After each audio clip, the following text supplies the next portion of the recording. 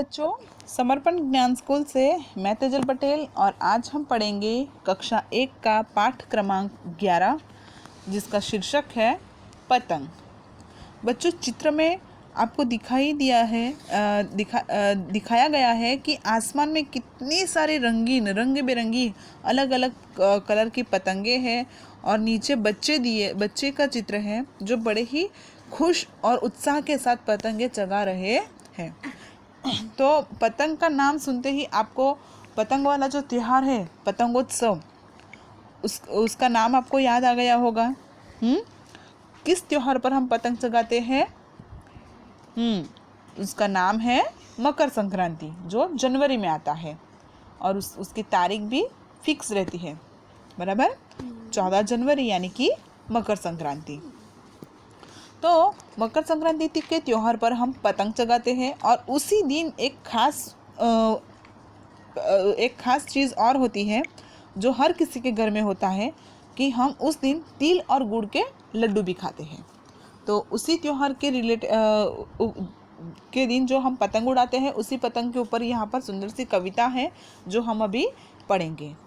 सरसर सरसर उड़ी पतंग, फरफर फरफर उड़ी पतंग।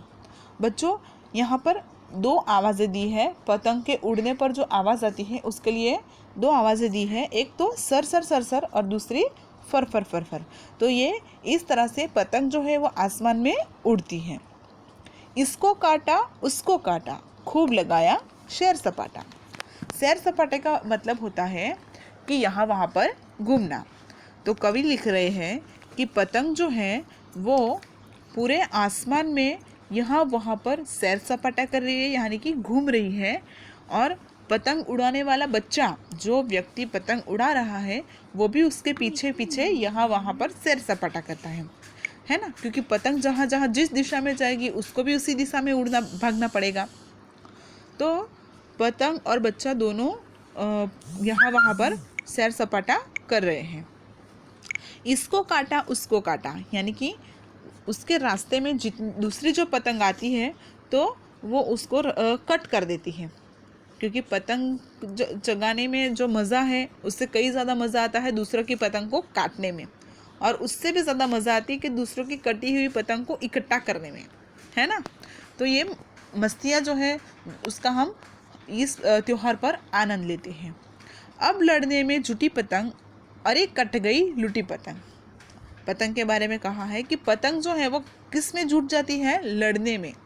लड़ना यानी कि फाइट करना नहीं, पर दो पतंग की जब पैच लड़ती है, पैच लड़ना यानी कि आपस में धागे से धागा की जो टक्कर होती है, फिर वो एक धागा दूसरे धागे को कट करता है, तो वहाँ से वो टूट कर पतंग जो है वो आसमान से नीचे उड़ने लगती है। तो ये पैच लड़ाते हैं। इसके लिए लिखा है कि पतंग जो है वो लड़ने में बिजी है, जुट गई है, और जो पतंग कट जाएगी वो पतंग का क्या हो जाएगा? लूट जाएगी, यानी कि वो नीचे गिर जाएगी, फिर वो किसी काम की नहीं रहेगी क्योंकि वो तो फट गई है ना। सरसर सरसर उड़ी पतंग, फर फर फर फर उड़ी पतंग। ये पतंग की आवाज़ है जिससे पतंग आसमान में उड़ी है।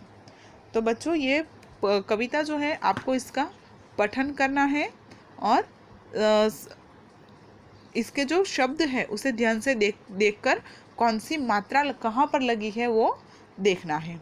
और इसी के साथ पेज नंबर 77 पर पतंग का चित्र बनाओ लिखा है, तो आपको वहाँ पर आपको जैसे भी पतंग आए उसका चित्र बनाकर उसमें सुंदर रंगों से उसे और आकर्षक बनाना है। धन्यवाद।